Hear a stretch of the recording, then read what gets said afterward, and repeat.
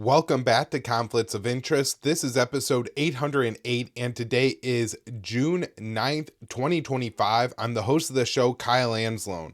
A lot going on this week, so I want to just jump right into this news. Remind people, though, that as well as putting out the Conflicts of Interest podcast, I also do the Kyle Anzalone show. That is live every Monday and Wednesday at 4:45 Eastern Time. Today I have on my colleague from the Libertarian Institute, Keith Knight. Very much looking forward to that interview. Keith's absolutely brilliant. I'm sure we'll have a lot of really important analysis to bring to the show today. So if you don't want to miss that episode, be sure you subscribe to the Kyle Anzalone show. Of course, I do live stream that show to my Ets account at Kyle Anzalone_. So if you follow me on Ets, you can find it. But the best thing you could do is head on over to YouTube and subscribe to the show there. Watch the show live there. That's how we can make a little bit of money doing the show. And as we start to make money, we can really ramp up the product and put out more episodes and things like that. So if you want to see more of my work, help it to grow, then definitely subscribe to the Kyle Anzalone show. We are just shy of 1,000 subscribers now, so we probably get over that bump this week if a few of you head on over and hit that button. All right, let's get into the news today. White House urges Senator Graham to weaken Russia's sanctions bill. I wrote this one for antiwar.com on June 6th. President Donald Trump is quietly leaning on Senator Lindsey Graham to water down the sanctions bill on Russia that could see China and India slapped with 500% tariffs. Trump believes he needs the flexibility to engage in talks with Moscow and Kiev on ending the war in Ukraine. According to the Wall Street Journal, Trump wants Senator Graham to change the provision on sanctioning Russia. The reworded legislation would allow the president to pick and choose who was blacklisted and make the sanctions less mandatory by changing the word shall to may. The White House is arguing that foreign policy is the purview of the executive branch and Congress cannot tie the president's hands. If passed into law, the bill would sanction countries that import Russian energy. The primary targets of the blacklist would be China and India. All countries placed on the blacklist would face 500% tariffs. Graham, who authored the legislation, described it as the most draconian bill I've ever seen in my life in the Senate. The bill, in its current form, has bipartisan support in the upper chamber, with over 80 senators having signed on as co-sponsors. The legislation has only been delayed as Republican senators do not want to upset Trump by interfering with negotiations. Trump has stopped short of endorsing the bill, but has used its presence in the Senate as an attempt to leverage it against Russia and threaten President Vladimir Putin to come to a quick agreement with Kiev or face massive economic war from the United States. So, I guess advocates of the bill say it will force the Kremlin to end the war. Graham wrote last week, I have coordinated with the White House on the Russia sanctions bill since its inception. The bill would put Russia on a trade island, slapping 500% tariffs on any country that buys Moscow's energy products. The consequences of its barbaric invasion must be made real to those who prop it up. If China or India stop buying cheap oil, Mr. Putin's war machine would grind to a halt. So Washington and its European partners have announced multiple rounds of sanctions on Russia that were intended to bankrupt Russia and bring the Kremlin's invasion to an end. However, Moscow has weathered the Western economic war while boosting its arms production capability. Senate Majority Leader John Thune said the bill could be passed by the upper chamber this month, and House Speaker Mike Johnson has expressed support for the legislation. So once it starts to move, it will probably move through very quickly.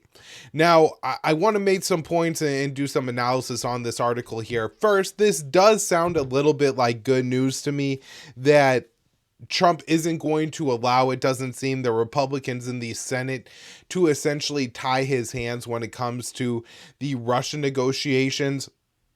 One interesting little note here is I really hope he will take a similar position when it comes to Iran, where I think, again, you have a far more hawkish Senate than you do a White House. And you would look to have the Senate actually scuttle any Trump's chance to make a nuclear deal with Iran on any reasonable terms. And so if Iran is going to agree to a deal where additional sanctions and limitations on its nuclear energy program, it's going to be allowed to enrich uranium. With members of the Senate saying they won't allow that and are looking to pass legislation to codify that, again, I hope Trump takes a similar position. So it is, in that sense, good to see Trump standing up to the Senate. Now, one maybe potential downside to this, and sometimes you can find a downside to any story, and I try not to just look at the glass half empty all the time. However, this idea of slapping 500% tariffs on China and India is really, really absurd. And given how Trump's recent Liberation Day trade war went, I'm somewhat skeptical that this is even something possible. Like Graham says, the most draconian bill that he's ever seen. Then if the tariffs really aren't feasible, then it almost makes the legislation kind of useless. Now, look, I mean, I guess it's possible that they really would put the 500% tariffs on China and India. It just seems unlikely that the U.S. economy could handle that either. And so for that reason, these sanctions being this absurd, I think almost makes the legislation less likely to take effect. Say if the sanctions or the tariffs are a factor of 10 smaller, 50%, that I could see much more likely to be implemented. And the problem here is, it has been the same problem that the West has had all along with this economic war, that they rely so much on the Chinese, the Russian economies, Russian energy. A lot of this cheap oil that Graham is blasting here is being sold to India and then moved along onto Europe. And so it's not like the Europeans won't suffer from this as well, this policy. And so there's not a lot more the West could really do with sanctions in any kind of practical way to change the situation on the ground in Ukraine. They kicked Russia out of SWIFT. They cut off a lot of the energy transfers to Europe, although not all of them. If this bill enacted in its as written, right? If you just interpret this bill as written, well, European countries still do import Russian gas and via pipelines and things like that. Now, that number is going down, and this has the endorsement of the European Commission President, Ursula von der Leyen. And that is, I guess, because they've talked with the United States. And since there is an agreement in place that they are trying to unwind and decrease the amount of Russian energy they import to the lowest level possible, that they would then not be sanctioned under this bill. And so again, they're just kind of skirting the actual text of the legislation by doing it that way. But a second point is there's 5 European countries that do import Russian enriched uranium to run their nuclear reactors. And this is Russian energy, and I don't think there are any plans to wean off of those Russian imports. And so the real question then becomes, if we're going to apply this to India and China, do we then have to apply it to, I believe Norway would be one of the countries that has a Russian-run energy and nuclear power plant that runs off of Russian enriched uranium. So, there's a lot of questions there. And then the last point I wanted to make on this bill is I think it's a good example of the failures of Donald Trump again, that he's not just outright quashing this, that he thinks that peace and diplomacy will only happen in Ukraine through what he calls American strength, which he means American bullying of Russia and forcing Russia to take a deal that the Kremlin doesn't want. Look, we do have a lot of sanctions on Russia. It probably would help the Russian economy. Moscow would probably prefer to have all those sanctions lifted to be able to sell more energy, in particular to Europe. That would, but at the same time, I don't think Putin is willing to make many concessions on the ground in Ukraine to get those sanctions lifted. And at this point, adding on, these secondary sanctions could in effect really help Russia, because I think we've seen throughout this war that as the US adds more sanctions and penalties on Russia, more and more countries are having then to decide, well, do we want to do business with an economic order that includes Russia or that includes the West? And you may say, well, the West has a lot better stuff than Russia, and there's probably a lot of truth to that. However, if you get involved with the West at any given point in time, you, like so many other, like 36 nations at this point, could be completely kicked out of the Western economic orbit. And that means, massive disruptions. And for the smaller of a country with a smaller economy, Russia, major country, major economy, a lot of natural resources, can weather this kind of attack. But as we have seen with Syria and so many other of these smaller countries, they really can't weather that kind of economic isolation. And so there's increasingly two kind of economic orders in the world. You have Russia, you have China, you have Iran, you have Venezuela, a lot of these, very large and important energy exporting countries that, if the West forces more and more countries to choose, they're going to choose to become a member of BRICS, the Shanghai Cooperation Organization, versus, using the US-backed dollar trade. And so I really do worry that this is going to have major implications on the US economy if it goes into effect. And again, I only hope that maybe the legislation is just so cartoonishly draconian that it can't actually take effect in any practical way. All right, next up here, this one from our friend Will Porter over at antiwar.com on June 6th. Russia launches massive drone missile attack on Ukraine. The Russian military hammered several Ukrainian cities with a large-scale missile and drone attack on Friday, claiming to have targeted the country's arms industry. The move comes just days after Kiev's forces carried out a major operation which crippled dozens of Russian warplanes. And there's kind of one point I wanted to make on this story, and there's been a lot of speculation and talk of how is Vladimir Putin going to respond to these major Ukrainian provocations that took place over the last week. Of course, the most important is the drone attack on the Russian air bases that targeted their strategic bombers, but there's also been a lot of shelling of border regions, including of civilian targets inside Russian territory, attacks on bridges and railways, major Russian and important Russian infrastructure, and of course, before that, the attack on Putin's helicopter. And so with all these provocations, some are saying that it's possible that we see something really crazy happen in Ukraine, like Russia use a nuclear weapon, Russia attacks maybe some military bases outside of Ukraine, in Poland or Romania or something, in a NATO state, right? Like, these are all speculations on what the Kremlin could do. And I don't want to say, I don't think we should rule anything out here in the West, because we really don't know what the discussions are like in the Kremlin. And to the extent that the White House, at least under the Biden administration, did understand the thinking in the Kremlin, there were apparently points in the war where Russia was considering using, there's apparently a 50-50 chance that Russia could use a nuclear weapon in Ukraine. So given these provocations, that could certainly happen.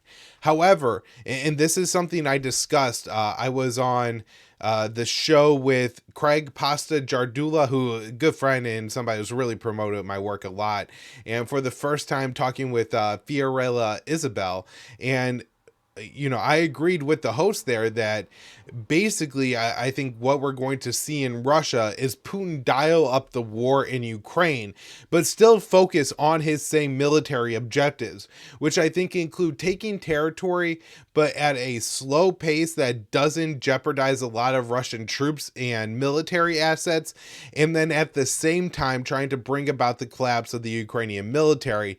And I think what Will is writing here, and what we saw on Friday with the major Russian drone attacks, that's what we're seeing, where there's a lot of infrastructure, I'm sure, in Ukraine that is a scale of gray, whether it's civilian or if it's military, right? Where you have where the soldiers are living may be an example. what energy is being used to power military bases, our arms manufacturing capacity that's also helping civilians, attacking railways, roads, bridges, things like this, are all things that are attacks on civilian infrastructure that also have military value. And so my guess is that in the coming weeks, we see Russia increasingly see targets that have a split nature as military and then attacking and destroying those targets, especially as Ukraine struggles with air defenses. So Russia says it's advancing into a new Ukrainian oblast. So the Russian defense minister said its troops are pushing into the Dnipropetrovsk Oblast as Russian troops continue to make gains amid a faltering negotiations. And so the Russian Defense Ministry told TASS units of the 90th Tank Division of the Battle Group Center have reached the western border of the Donetsk People's Republic and continue developing their offensive on the territory of the Dnipropetrovsk region.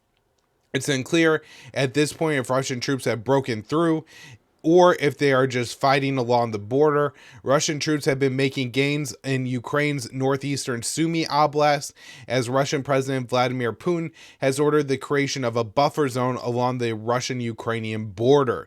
And so, again, Russia is going to take more territory, and it's going to be increasingly territory outside of the 4 oblasts that Russia has already taken from Ukraine.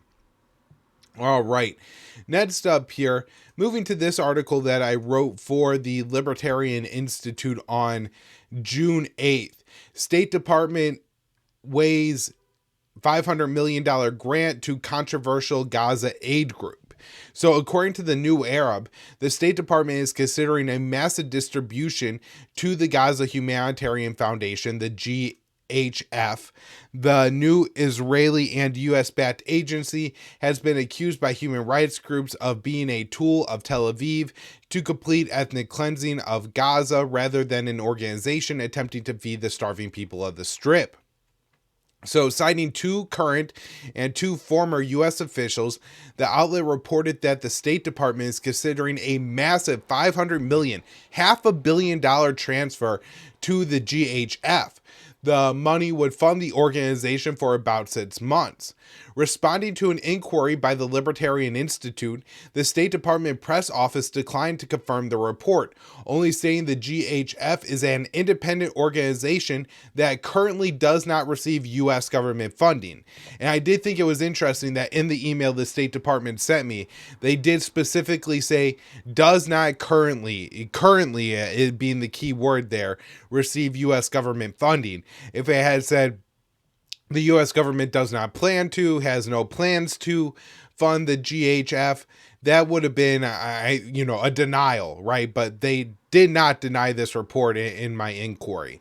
So some U.S. officials have opposed the grant, raising concerns related to incidents when Israeli forces killed scores of Palestinians near GHF aid sites. The GHF has met intense criticism for being unprepared to provide enough to provide food and other desperately needed supplies in Gaza. The UN and other aid agencies previously established distribution networks to feed millions of people languishing under the Israeli blockade. However, since the GHF was established in February, Israel has refused to allow UN and international aid agencies to bring aid into Gaza in favor of the new organization. In the first weeks of the GHF operations in Gaza, Israeli forces killed scores of Palestinians attempting to get food, prompting officials and firms to cut ties with the agency. GHF's previous executive director, Jake Wood, resigned just hours before the organization began operating in the Strip, arguing the group's plans were not in line with humanitarian principles. Reverend Johnny Moore, an American evangelical Christian leader and staunch Zionist, has taken over Woods' role. Additionally, the Boston Consulting Group, BCG, a major U.S. firm that provided free services to the GHF, recently cut ties with the organization over so-called process failures. The BCG chief executive, Christopher Schwarzer fired 2 partners who were said to have carried out unauthorized work on the GHF project, though the firm offered few details about their termination. In a letter from the CEO and an apology, it said, "I deeply regret that situation. We fell short of our own standards and of the trust that you, our clients, and our broader communities place in BCG. I am sorry for how deeply disappointing this has been to many BCGers around the world." So the former CIA officer Phil Riley's Safe Research Solutions, or SRS, is providing security for the GHF aid sites. Riley was a consultant with BCG until December.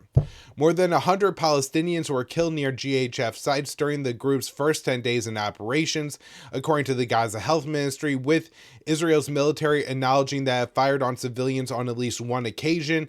A large number, and I think 27 or so Palestinians were killed in that particular massacre. There's been worse massacres, and there's been more of them since then, and it's just absolutely horrific. So a little bit more on the aid situation in Gaza. This one from Dave DeCamp on June 8th at antiwar.com.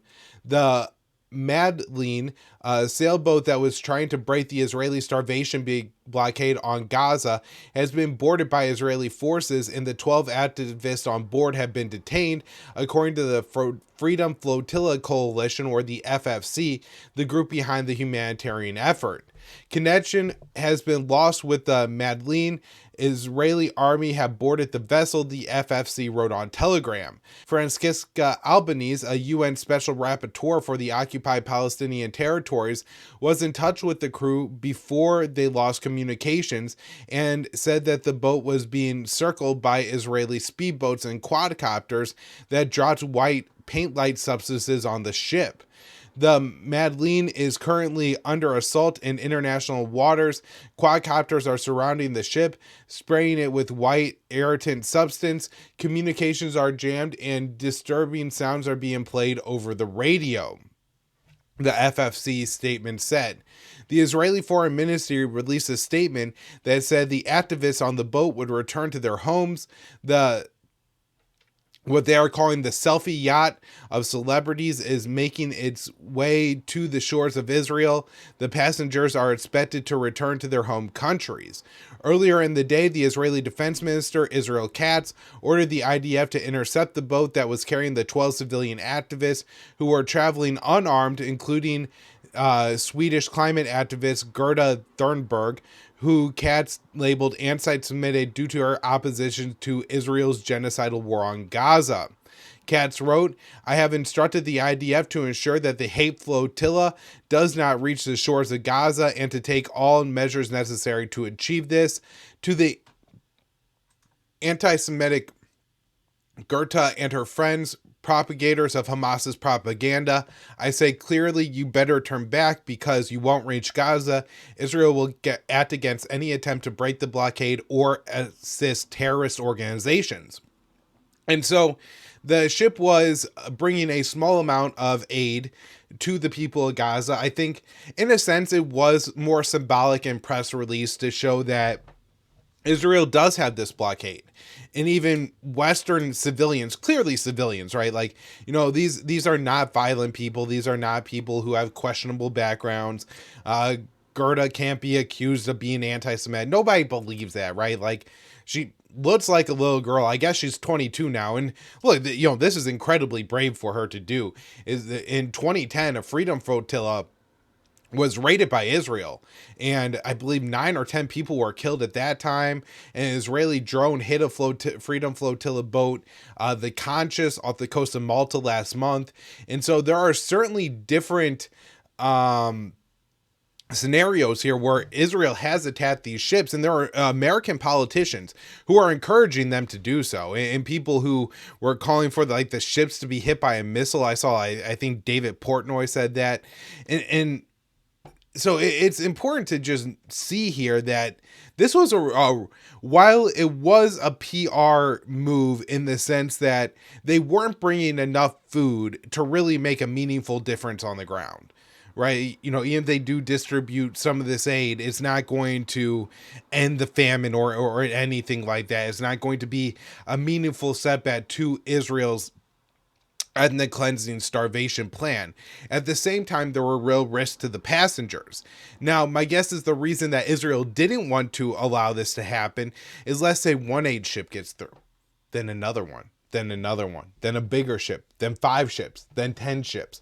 That's what Tel Aviv wanted to avoid. So they couldn't allow even this one ship to get through for that particular reason.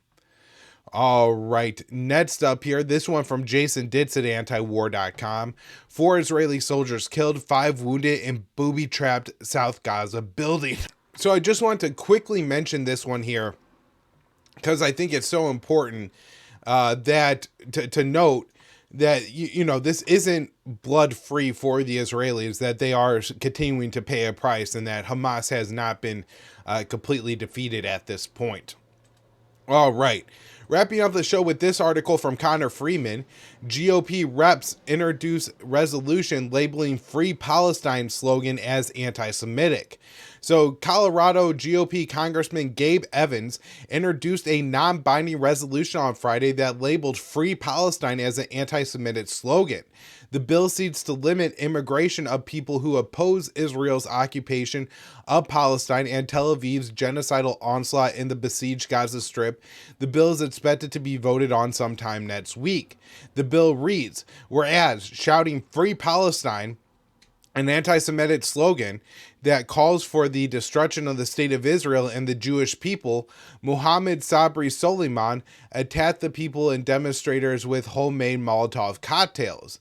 The term Free Palestine refers to the desire to end the nearly 60-year-long brutal Israeli occupation of the West Bank and the Gaza Strip, which is illegal per international law.